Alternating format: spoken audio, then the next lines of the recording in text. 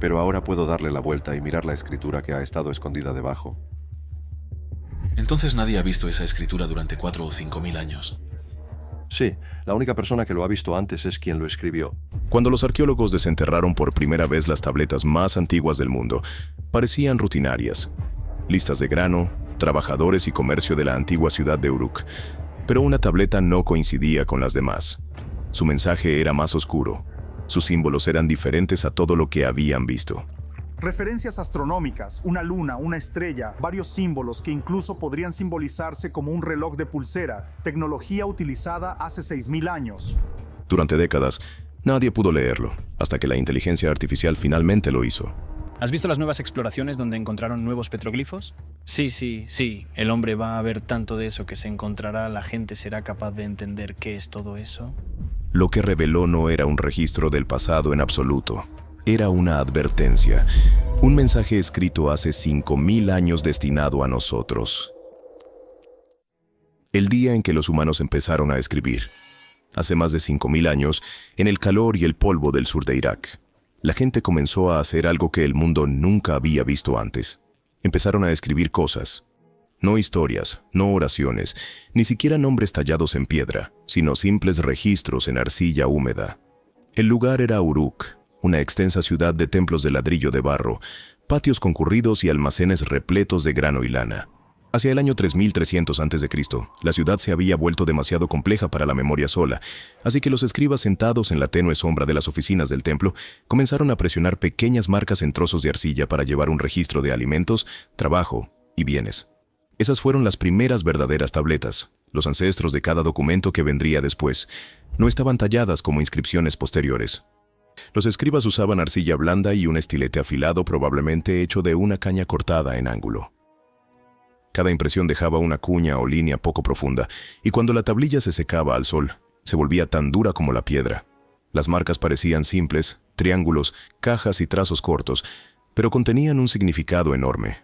Un signo representaba cebada, otro cerveza, otro oveja, otro una persona o un grupo de trabajo. Junto a cada imagen, una marca numérica mostraba cuánto. Cada línea capturaba una transacción, un intercambio o una entrega, convirtiendo el habla y la memoria en un registro duradero que nadie podría olvidar o disputar. Los arqueólogos más tarde llamaron a este guión protocuneiforme, la etapa anterior de la escritura en forma de cuña, que pronto dominaría Mesopotamia.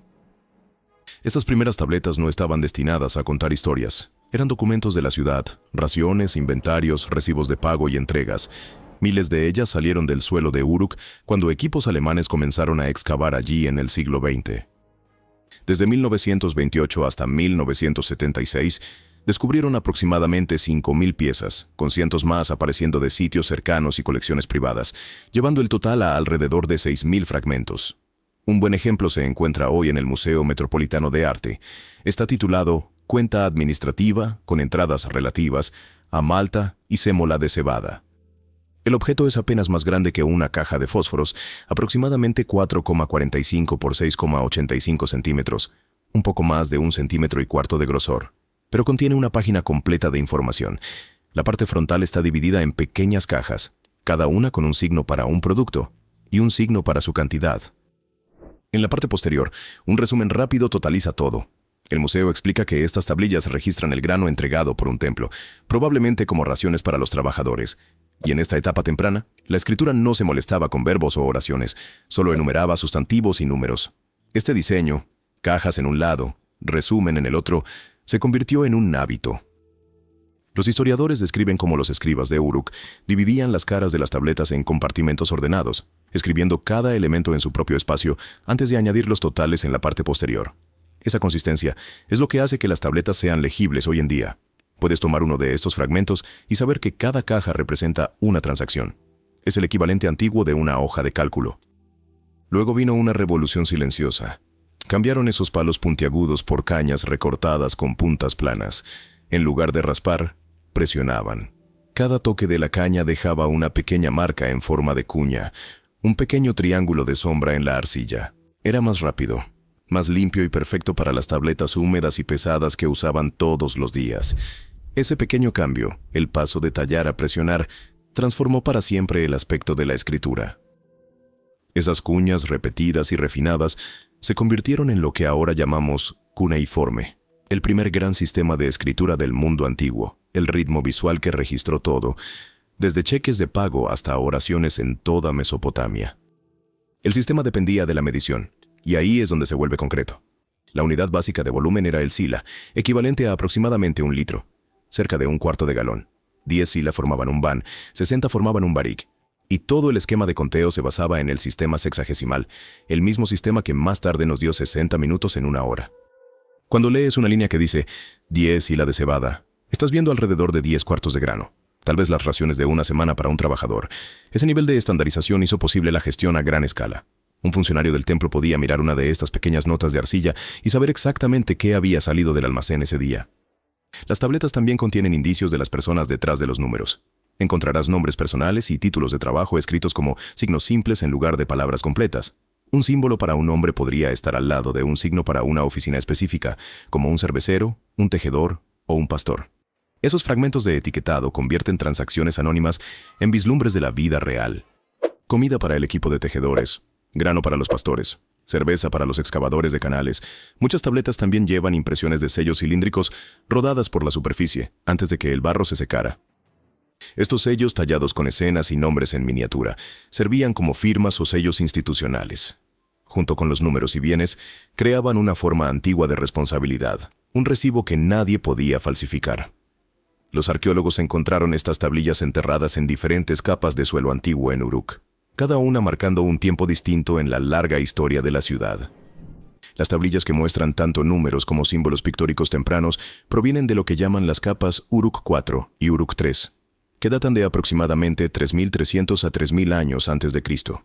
Debajo de esas, en una capa aún más antigua conocida como Uruk V, encontraron tablillas más simples que muestran solo números, aún sin imágenes, que datan de alrededor de 3.500 años antes de Cristo.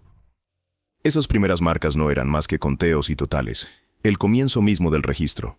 Entonces, ¿cómo leen realmente los expertos modernos estas antiguas tablillas? Identificando patrones. El mismo signo para cebada aparece una y otra vez junto a las mismas marcas numéricas, generalmente bajo el mismo sello del templo. Cuando eso sucede miles de veces, el significado se vuelve obvio. Si una tablilla dice cebada y el número 10 junto a una sección marcada para trabajadores y otra hace lo mismo pero con un número diferente, puedes decir que está registrando raciones de grano. Durante muchos años, investigadores como Robert K. England compararon miles de estas tablillas y anotaron cada signo, número y disposición repetidos. Poco a poco, construyeron un diccionario que explica lo que significa cada símbolo y cómo funcionaba el sistema. Pero descifrar estas marcas a mano puede llevar toda una vida, y ahí es donde la inteligencia artificial está interviniendo para terminar lo que esos primeros escribas comenzaron. La inteligencia artificial descifra la primera escritura de la humanidad. Durante más de un siglo, un problema ralentizó el estudio de la antigua Mesopotamia. Existen cientos de miles de tabletas de arcilla, pero solo unas pocas cientos de personas en el mundo pueden leerlas con confianza. Esa discrepancia significaba que la mayoría de los registros escritos más antiguos del mundo, fallos legales, cuentas comerciales, decretos reales e incluso cartas privadas, permanecían en silencio en cajones de museos y carpetas de imágenes, esperando a alguien con años de formación para descifrarlos. Ahora, por primera vez, ese cuello de botella está comenzando a romperse. El avance no es un único algoritmo mágico, sino una cadena de herramientas, cada una haciendo un trabajo extremadamente bien. El proceso comienza capturando una tablilla con gran detalle, luego leyendo sus marcas en forma de cuña, en un formato legible por computadora, y finalmente traduciendo esas marcas al inglés que los académicos pueden verificar rápidamente. Juntos, esos pasos han creado una cadena desde la arcilla antigua hasta el texto legible que finalmente puede funcionar a gran escala. El mayor avance vino de enseñar a la inteligencia artificial a entender el acadio, el idioma principal de las tablillas mesopotámicas, y traducirlo al inglés. En 2023, un equipo de investigación publicó el primer sistema de traducción neuronal confiable entrenado para este trabajo. No se detuvieron en una sola versión. Un modelo leyó los signos cuneiformes originales, codificados en Unicode, y los tradujo directamente al inglés. El otro leyó los mismos signos después de haber sido escritos como letras latinas, un formato que los asiriólogos llaman transliteración. Ambas versiones obtuvieron una puntuación sorprendentemente alta en una prueba estándar de calidad de traducción, alcanzando alrededor de 36,5 para la ruta de cuneiforme a inglés y 37,5 para la transliteración a inglés. En términos sencillos, eso es lo suficientemente preciso como para hacer el trabajo real más rápido. El modelo no reemplaza a los expertos, les proporciona un borrador legible en segundos en lugar de horas. Los investigadores notaron que las líneas más cortas, de unos 118 caracteres o menos, se traducían mejor. También encontraron que los textos basados en fórmulas, los que están llenos de frases repetidas y lenguaje estructurado, resultaban especialmente claros. Ese detalle es importante, porque gran parte de la escritura mesopotámica sigue patrones estrictos, cláusulas legales, ofrendas, cartas estelares o listas. Es exactamente el tipo de lenguaje en el que la inteligencia artificial prospera, pero antes de que la traducción pueda siquiera comenzar, tienes que ver las marcas claramente. Cualquiera que haya manejado una tablilla de arcilla sabe lo complicado que puede ser. Un mal ángulo de luz puede hacer que una cuña desaparezca. Una pequeña grieta puede parecer escritura. En el año 2023, un proyecto liderado por investigadores en Halle y Mainz reemplazó las fotografías planas tradicionales con escaneos tridimensionales completos de las superficies de las tabletas. La diferencia fue dramática.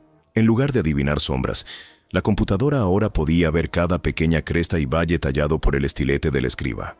Ese cambio a 3 dimensiones hizo que el reconocimiento fuera mucho más confiable. El equipo lo probó en casi 2,000 modelos tridimensionales y enfatizó por qué es importante.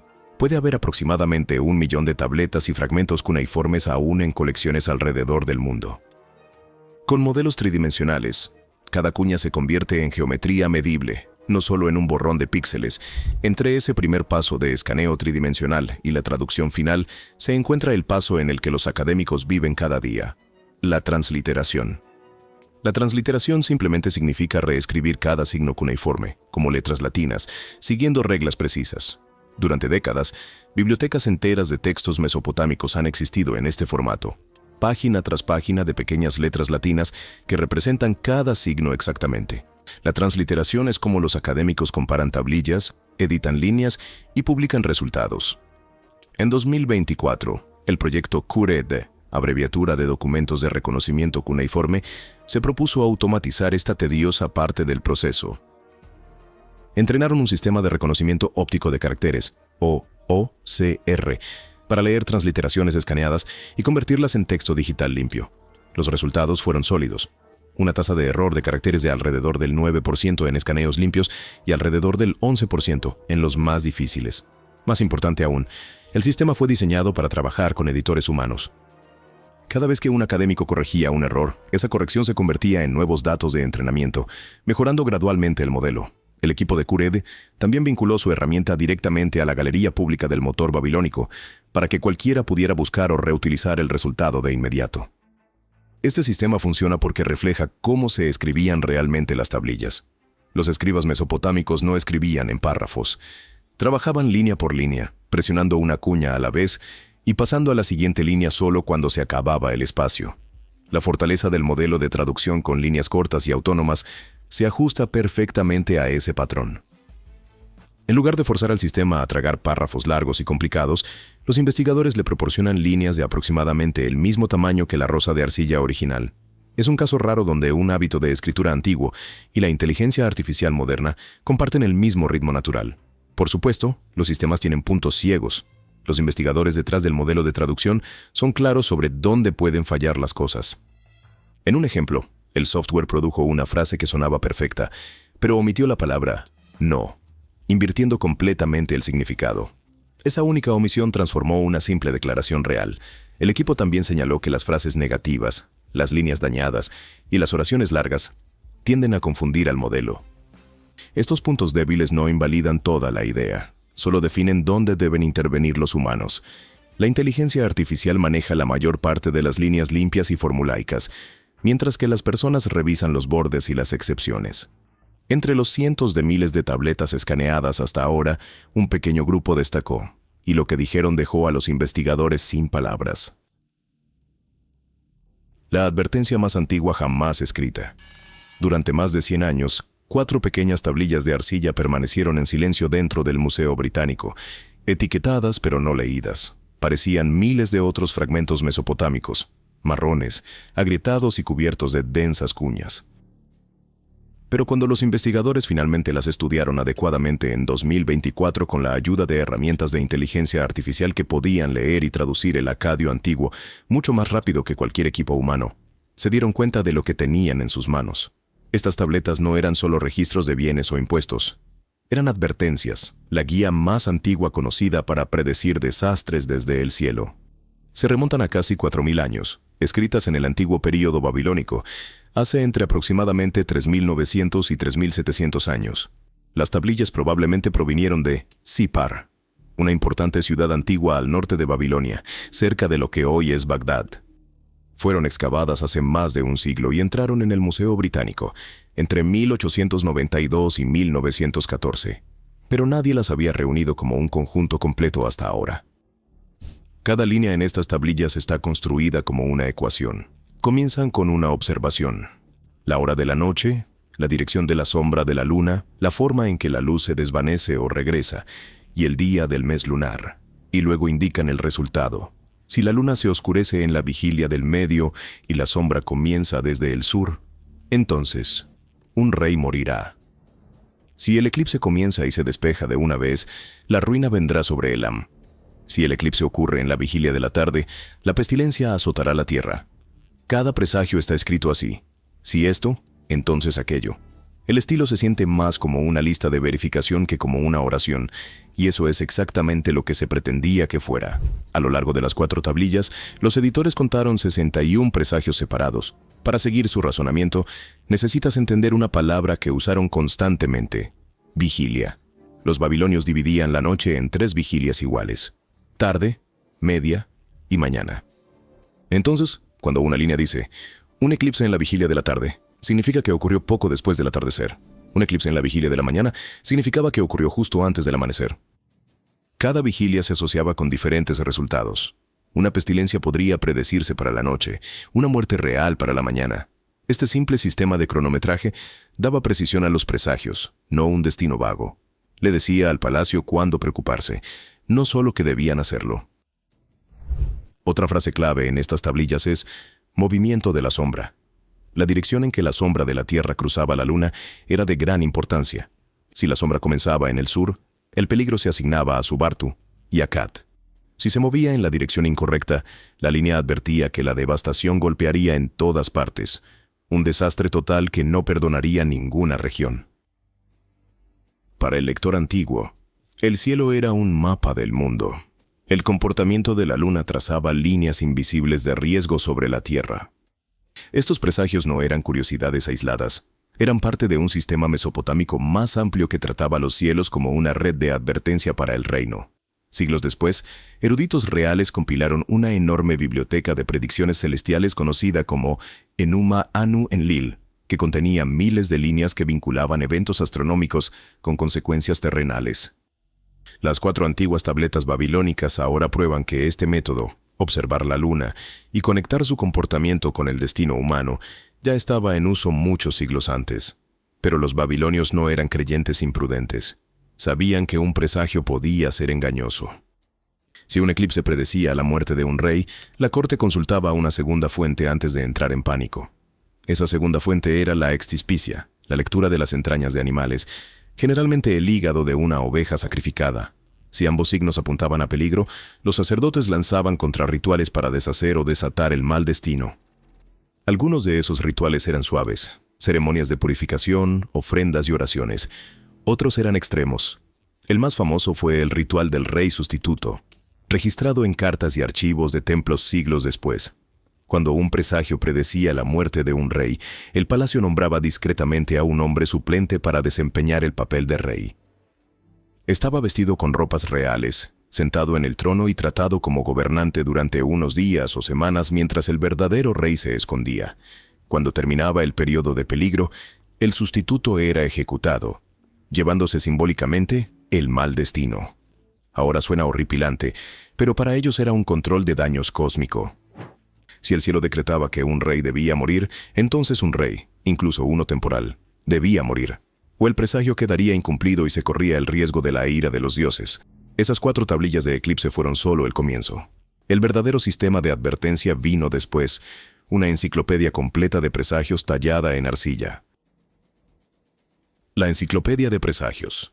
Hace más de 3000 años, la gente de Mesopotamia registró cada evento extraño en el cielo, eclipses, tormentas y lunas brillantes, convirtiendo esos mensajes divinos en un enorme manual llamado Enuma Anu Enlil, el manual del cielo más antiguo de la historia. El título significa Cuando Anu y Enlil, nombrado así por dos de sus dioses más poderosos. Pero esto no era un mito o una colección de historias. Era más como una enciclopedia hecha de arcilla. La serie se extendía a lo largo de aproximadamente 70 tablillas, llenas de miles de líneas cortas que siempre seguían el mismo patrón. Si esto ocurre en el cielo, entonces eso sucederá en la tierra. Esa estructura simple la convirtió en la referencia definitiva para los astrólogos reales y los eruditos del templo. Cuando algo extraño aparecía en los cielos, un halo alrededor de la luna, una tormenta repentina, un resplandor rojo al amanecer, lo consultaban en esta biblioteca de arcilla y reportaban el significado al rey. La obra no fue escrita de una sola vez, sus partes más antiguas se remontan a hace más de 4000 años, pero siguió creciendo y siendo recopiada durante siglos. Las versiones mejor conservadas provienen de la Biblioteca Real de Nínive, la capital de Asiria, donde los arqueólogos más tarde descubrieron más de 30.000 tablillas de arcilla. Entre ellas, había varias de Enuma Anu Enlil, junto con comentarios manuscritos. Sí, los antiguos eruditos realmente garabateaban notas en los márgenes. Esas notas explican frases difíciles, ofrecen lecturas alternativas e incluso registran debates entre eruditos. Muestra que no solo repetían lo que leían, sino que lo estudiaban y discutían, tal como hacen los científicos modernos hoy en día. En otras ciudades como Asur y Uruk, los arqueólogos encontraron antiguos catálogos de arcilla, básicamente tablas de contenido, que enumeran las primeras líneas de cada tablilla. Estos catálogos prueban que la serie fue organizada, copiada y enseñada durante generaciones. Un catálogo de Uruk incluso enumera las primeras 26 tablillas, indicándonos exactamente cómo estaba organizado el conjunto en el estante. Imagina una fila de volúmenes de arcilla, cada uno etiquetado y numerado, que contiene las reglas de los cielos. Entonces, ¿de qué hablaban realmente estas tablillas? El primer grupo se centra en la luna, que los babilonios veían como el principal reloj del cielo. Las primeras 13 tablillas describen todo sobre su comportamiento. Cuando aparece el primer delgado creciente, cuán brillante se ve, si un halo lo rodea y qué hay cerca. La 14ª tablilla trata sobre cuándo debería reaparecer la luna cada mes para que los observadores pudieran predecir su ciclo. Luego viene una sección importante sobre los eclipses lunares. Organiza predicciones por cada variable posible. Cuando el eclipse ocurre durante la noche, ¿qué parte de la luna se oscurece primero? ¿Cuánto dura la sombra? ¿Y en qué día del mes ocurre? Cada versión posible del evento tiene su propia consecuencia. Después de eso, la serie se centra en el sol, su color al amanecer, formas extrañas o manchas oscuras, y si se eleva hacia cielos despejados o nublados. Más tarde vienen los eclipses solares, señales meteorológicas como truenos y viento, y finalmente las estrellas y los 5 planetas visibles. En conjunto, cubría todo el cielo, todo lo que un rey podría preocuparse. Entre esas tablillas planetarias se encuentra la más famosa de todas, la tablilla de Venus de Amisaduqa. Esta única tablilla registra cuando Venus apareció y desapareció por primera vez en el cielo durante un período de 21 años. Cada observación está fechada según el calendario lunar. La tradición detrás de esto se remonta a alrededor de mediados del siglo XVII a.C., durante la época de uno de los descendientes de Hammurabi. Pero las copias que han sobrevivido, encontradas en la biblioteca de Nínive, fueron escritas aproximadamente 1000 años después. Aún así, está claro lo que estaban haciendo los escribas. Estaban recopilando datos, registrando patrones e intentando vincularlos con eventos en la Tierra. En cierto sentido, es uno de los primeros registros astronómicos a largo plazo en la historia humana. El estilo de escritura a lo largo de Enuma Anu Enlil es limpio y directo.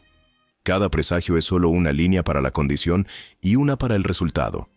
Por ejemplo, si la luna está rodeada por un halo y Júpiter se encuentra dentro de él, el rey prosperará. Si el trueno retumba desde el oeste, los enemigos serán derrotados. Si llueve durante 3 días, las cosechas fracasarán. Los arqueólogos modernos han pasado décadas reconstruyendo la serie. Desde la década de 1980, han traducido y publicado secciones importantes.